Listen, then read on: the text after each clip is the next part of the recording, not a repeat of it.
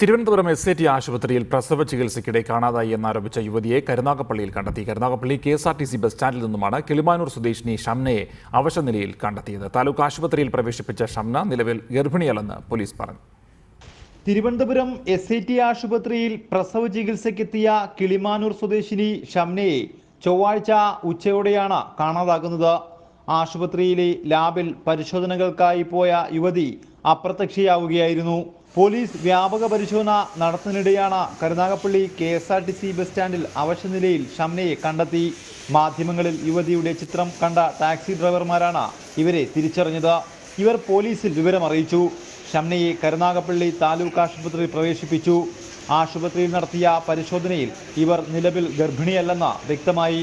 വിശദമായ പരിശോധനയ്ക്ക് ശേഷമേ ഇവരുടെ പ്രസവം കഴിഞ്ഞു എന്ന് സ്ഥിരീകരിക്കാനാകൂ. യുവതി അവശനിലയിലായതിനാൽ പോലീസിന് ഷംനയെ ചോദ്യം ചെയ്യാൻ സാധിച്ചിട്ടില്ല. പ്രസവം നടന്ന ശേഷമാണോ ഷംന കരുനാഗപ്പള്ളിയിലെത്തിയതെന്നാണ് പോലീസ് അന്വേഷിക്കുന്നത്. ഷംനയുടെ തിരോധാനം അന്വേഷിക്കുന്ന പ്രത്യേക പോലീസ് സംഘം ഇന്ന് കരുനാഗപ്പള്ളിയിലെത്തി വിശദമായി ചോദ്യം ചെയ്യും. അതിനുശേഷമേ സംഭവത്തിൽ വ്യക്തതയുണ്ടാകൂവെന്ന് പോലീസ് അറിയിച്ചു. റിപ്പോർട്ടർ, കൊല്ലം.